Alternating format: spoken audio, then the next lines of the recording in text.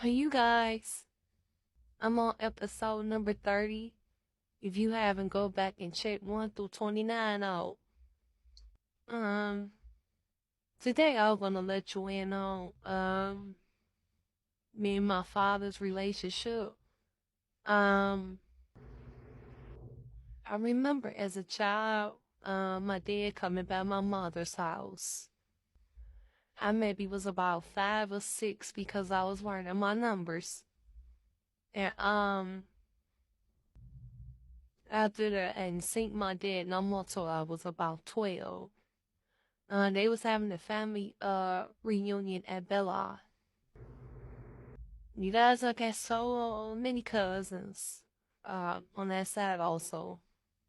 Um my I also have 4 brothers on my dad's side.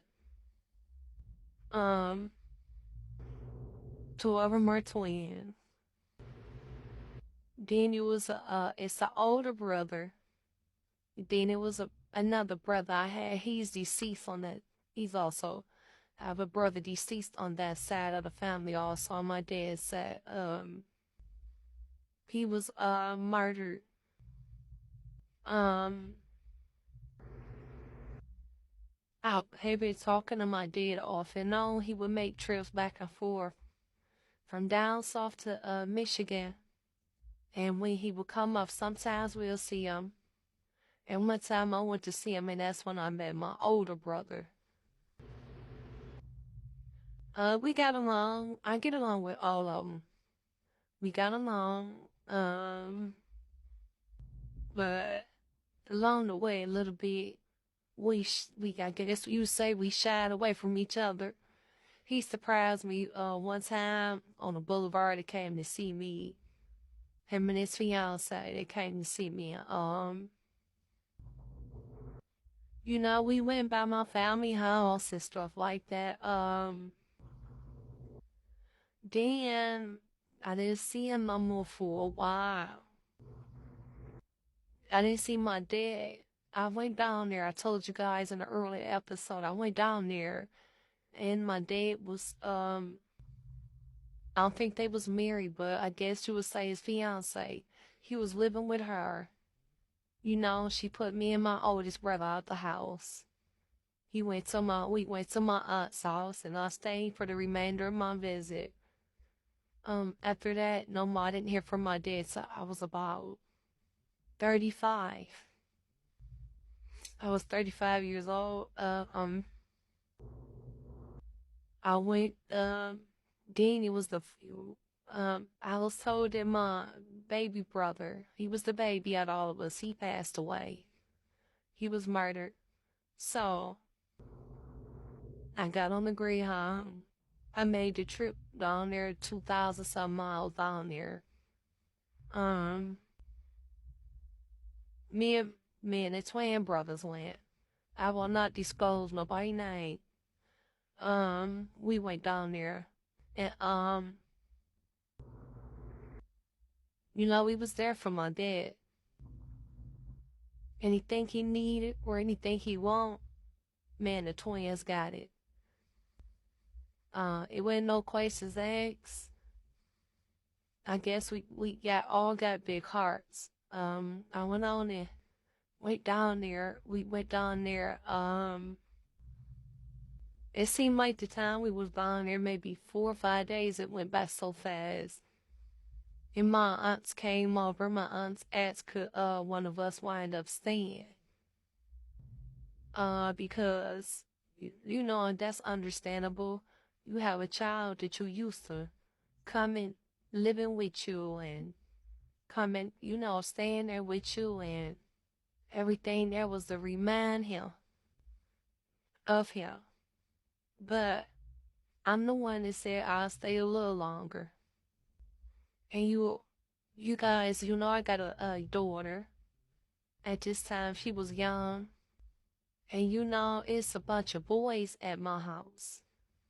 It was a bunch of boys. That was my only daughter. And not saying nobody or do anything to her.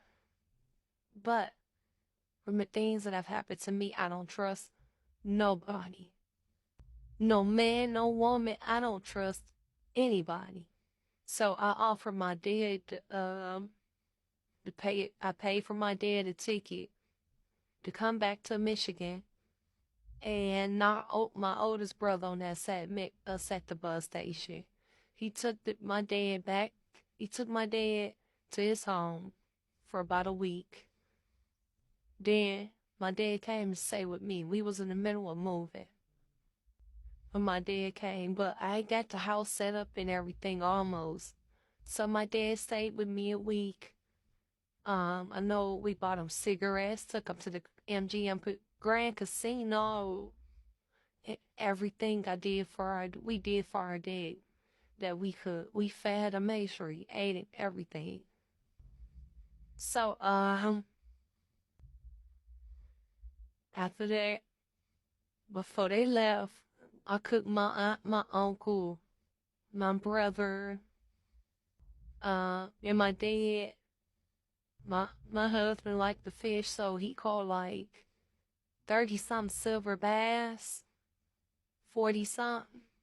He fried it outside for us, and we gave my aunt some to take back with her. I made greens, macaroni, cheese, ham hocks, potato salad, and I had drinks. I don't think neither none of them drink alcohol, but some of the men had beer. I did everything possible to make them happy. I always have tried to please and satisfy people.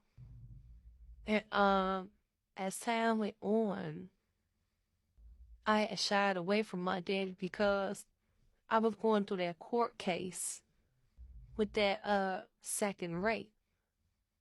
The people had contacted me, and I had to go down there. And talk to the people, try to identify somebody after 20-some years that did something you like that. Then when the man did it, he was a tall, skinny guy. But when we got in court, that man was 300-some pounds, light brown skin, the complexion. And the thing that shocked me the most, people go on some people's signs, zodiac, but you can't go on that. My husband and his sign was the same birthday, but it was backwards. Same month. The years was different, but same birthday, just backwards. And nobody was in my life at that time with me and helping me was my husband. Not even my immediate family that was around when it happened. They didn't do nothing. So he was back and forth, in and out of court with me, consoling me. And I never ever seen my husband cry. Till that day. I didn't even see him cry when his parents passed away. And they both passed away from cancer. So I'm telling y'all this story so I could tell y'all what else happened in episode 31. I will not be changing clothes. I'm doing episode 31 right after this. And I just want y'all to get a perspective of what my life had been like. All the trials and tribulations that I've been through. And if you depend on, I believe in Yahweh. Like I said before, I'm not a Jehovah. I'm not that. It's just a different name I believe in and serve. I believe in everything else. Christmas, holidays, everything. It's just I serve a different name. And some of you might be familiar with Yahweh the Messiah. So, and all I know every time I prayed it with him, everything good happened. Every time I pray to him, good things happen. And the best